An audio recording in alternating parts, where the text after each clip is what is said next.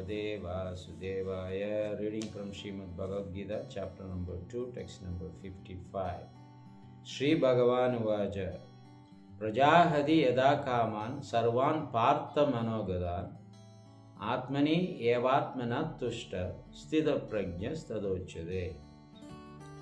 Lord Krishna is saying that when one gives up completely the material desires, Prajahadi Yada Kaman.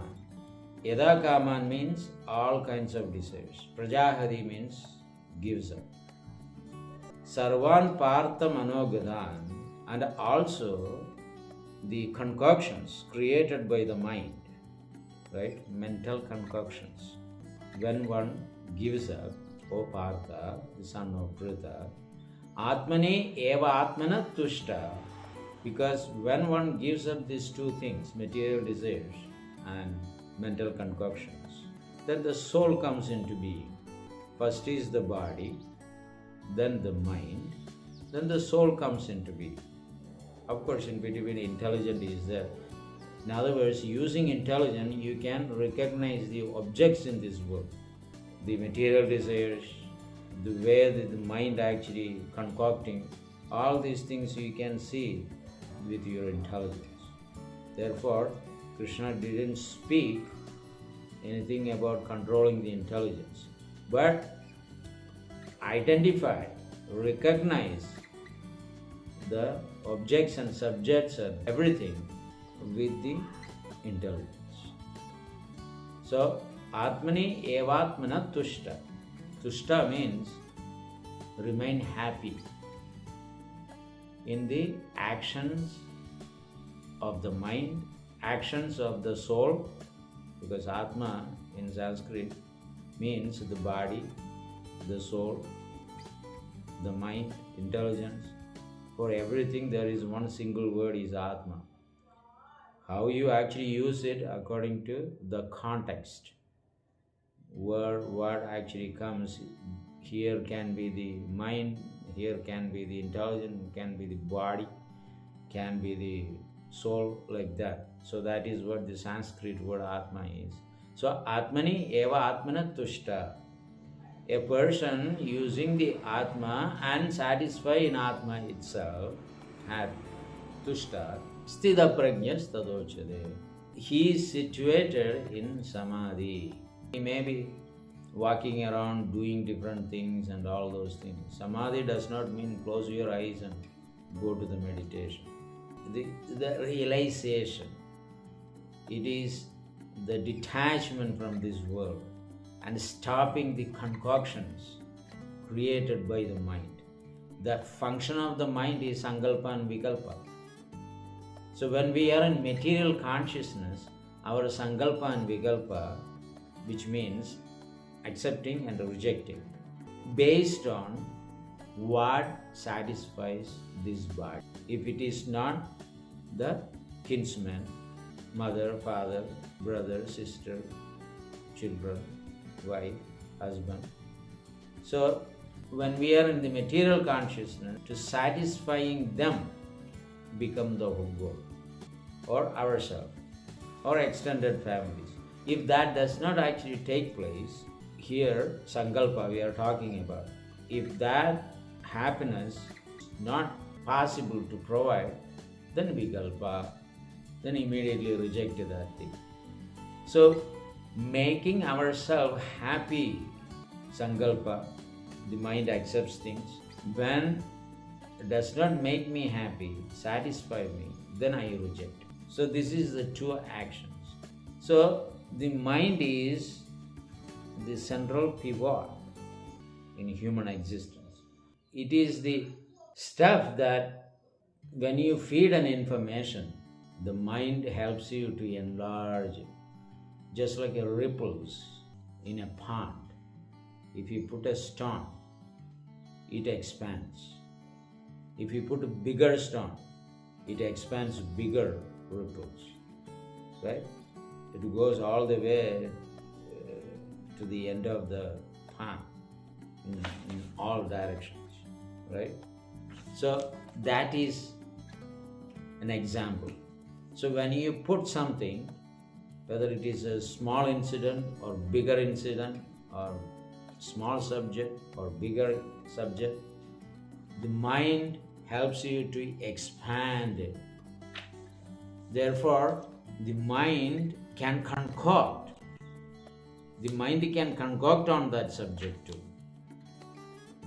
It's not only just what is reality the mind will bring. Mind also can bring positive, negative thinking, concoction about the person, about the subject, about the anything that you actually experience in this world or seeing from your own eyes.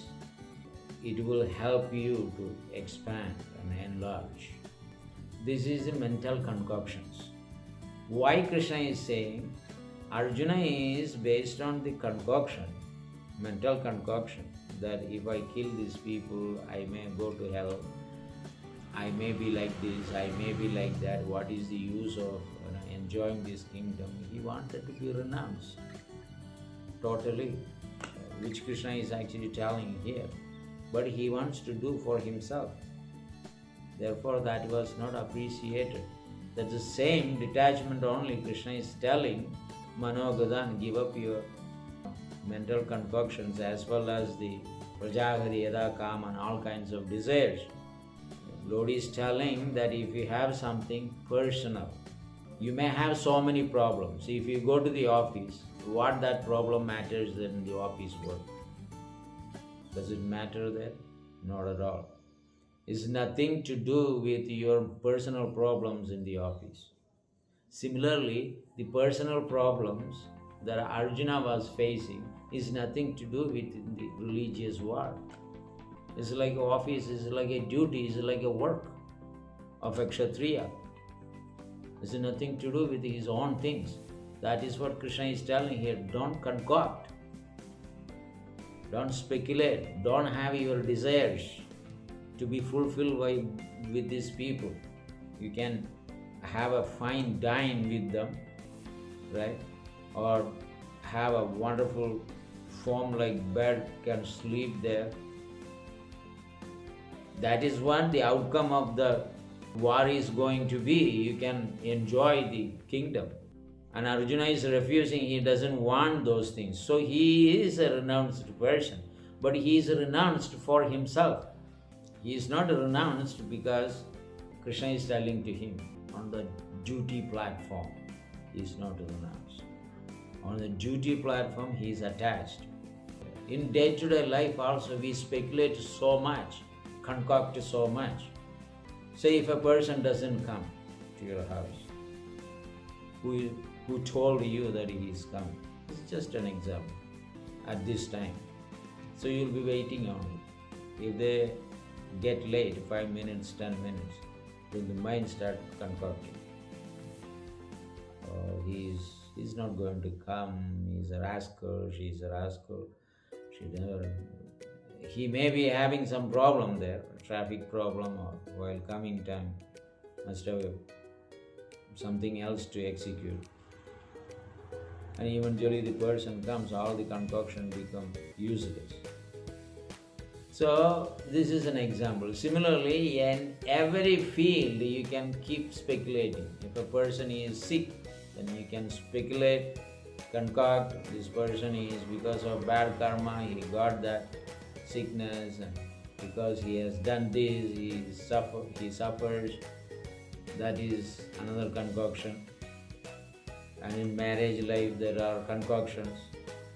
Family life there are concoctions.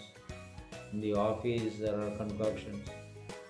So every field you actually see, people simply speculate. So a person who is transcendentally situated, he has to, or he should have given up these mental concoctions and material desires.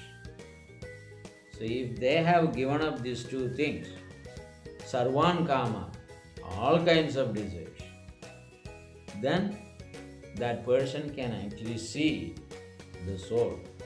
Because we are externally so much absorbed, we are forgetting where we are and what we are. So that is the problem. So if these two things actually stops, then you see that yourself is the soul, not this body.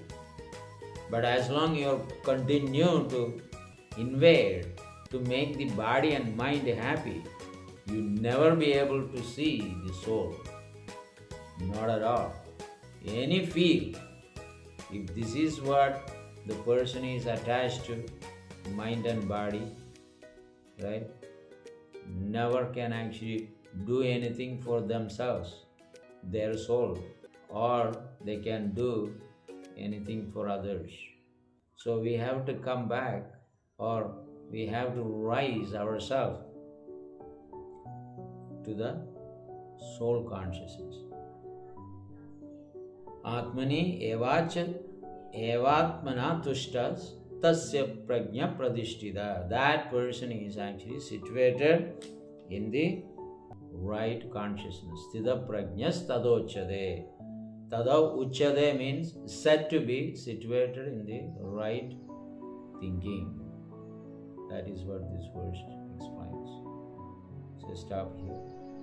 The other questions he asked, how they walk, how they sit, how they talk, all those things will be explained till the end of the chapter by the law. Alright? Hare Krishna.